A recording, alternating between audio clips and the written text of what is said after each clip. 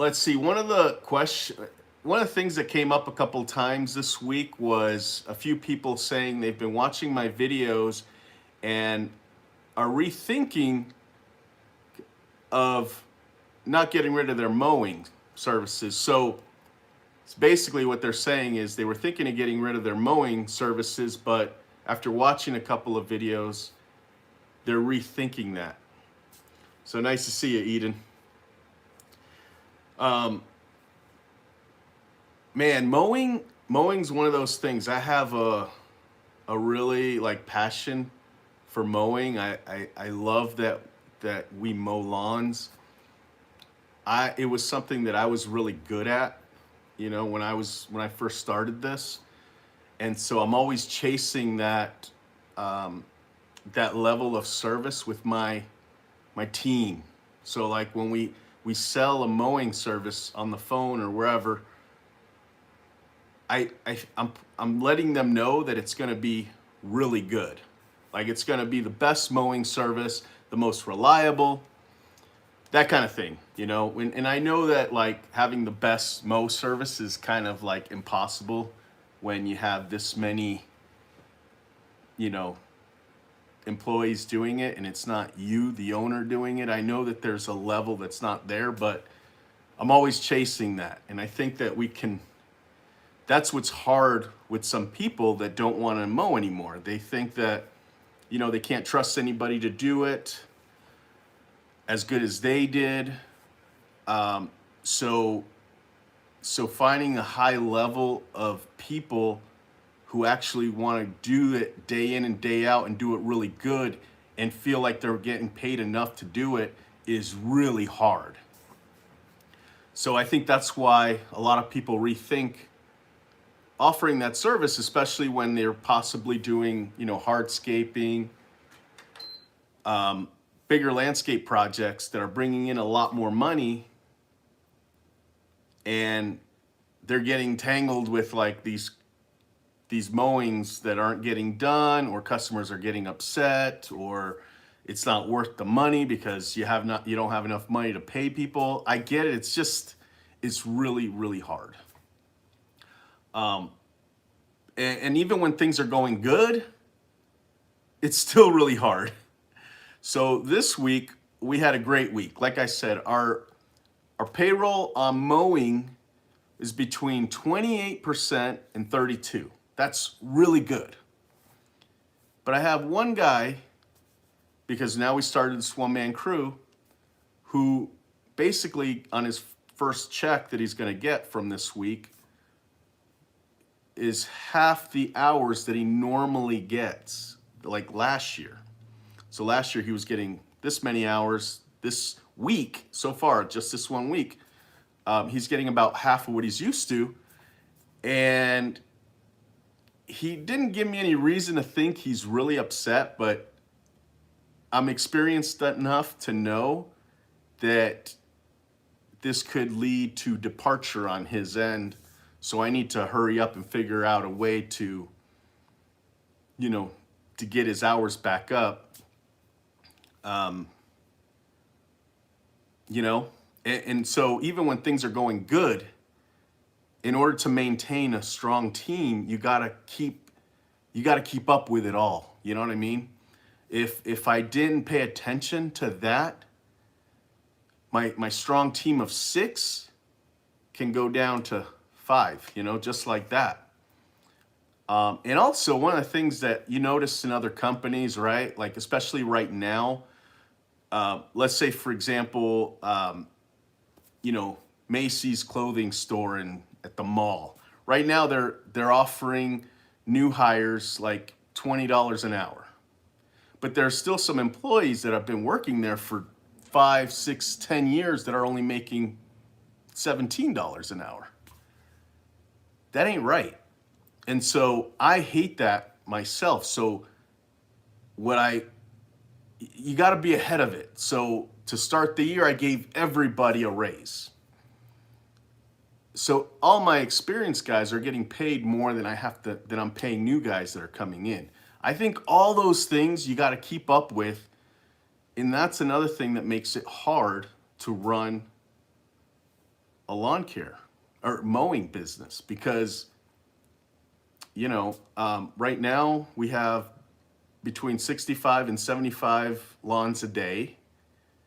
And if you're not keeping up with that, it can really kind of get out of hand and start to get really stressful on the business and stressful on the mow guys who have to team up and try and get, a whole bunch done.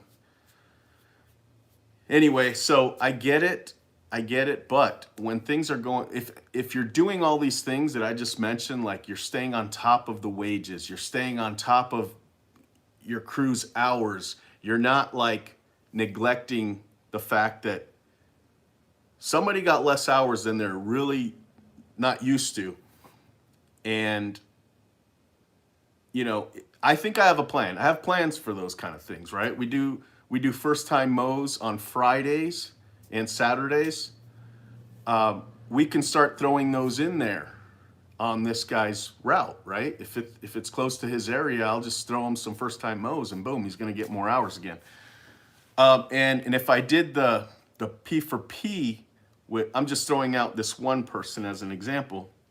If I were to do P for P, he'd actually make less than his wage. So I've got to be mindful of that too, right? So unless I bring the percentage up, but then you're bringing it up and then you got to give that same thing to everybody. And then it starts to get to where it's like, you got to raise your prices again and we're already super high.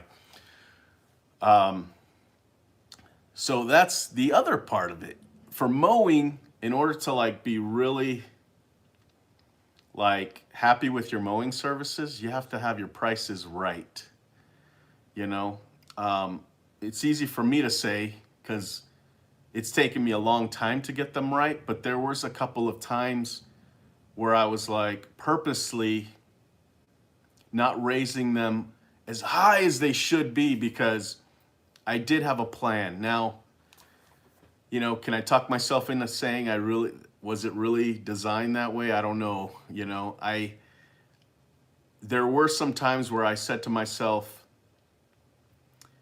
I know my prices can be higher and they should be higher because, sometimes payroll is just too close. And sometimes, when you got to buy new equipment, you're just trying to move money around and make it all happen. And I knew if I was priced right, we shouldn't have to do that kind of thing. But I felt like I wanted to see what we could handle, while we had, because, if you raise your prices up like I did last year, you're going to lose some, but not a lot. You're not going to lose a lot, okay? But I had, at one point, like 2 years ago, we were at like, I don't know, I want to say 300 weekly, or 300 lawn customers. And I wanted to see if we could actually do that, how many guys it would take to do this and how many hours, and can we actually handle it? And so I kind of kept that going for a little while until last year, where I think we reached the line. We had like 480 mow customers, and we were mowing them with 5 crews, 2 men each. And these guys were putting in like 50 hours. And that's when I was like, all right, we were getting some quality complaints, right? We were getting some complaints that the lawn wasn't looking so good. And a lot of times there was nothing I could do about it, because my guys were working 12, 13, 14-hour days and they're doing the best they can. You know what I mean? And so I couldn't we would fix the problems that were really bad though. We did. We would fix the problems that were bad. But there were some that we just kind of gave refunds to. Anyway, my point is we reached a top where I said, all right, this is about as much as my team can handle. So we tried hiring the 6th crew. I've said that many times and we couldn't do it. We just couldn't get 2 more guys in the middle of the season to help with us. So once I reached the limit of hey, this we've got to change. We've got to do something because our quality is just not that is going down instead of going up. It was kind of staying like this and sometimes going down. That's when it was like, all right, it's time to raise our prices. We have a strong team. And if we raise our prices, we're going to have less customers and our customers are going to get more value because my guys can actually be on the property longer. So ultimately, so if you ever like think about it this way, me not raising my prices a while ago, and they were pretty good. Like, it wasn't like we were doing it for free. I mean, I have to pay for all my overhead. So it wasn't like we still weren't the cheapest. But when I said, okay, we can afford to lose some customers because we're going to add more value, and it's time to do it now. We're going to go one-man crews. We're going to arm our guys with all the equipment they need to make it so that they have no issues when they're on a property. Grandstand, mower, backup, trimmers, all that stuff, their trucks, everything. And it's been going really good, but that's kind of thing that you also have to do when you're trying to grow your mowing services. So anyway, I don't know if this all helps or what, but that's kind of things that I was going through and thinking about, especially when people are telling me that they were thinking of getting rid of their mowing, but after watching a couple of videos, they're rethinking that. And I just want to say, it's a process for sure. Even my strong team, if I were to just kind of ignore it, it's going to go downhill. You got to keep your finger on the pulse. You know what I mean? And you got to keep figuring out ways to motivate guys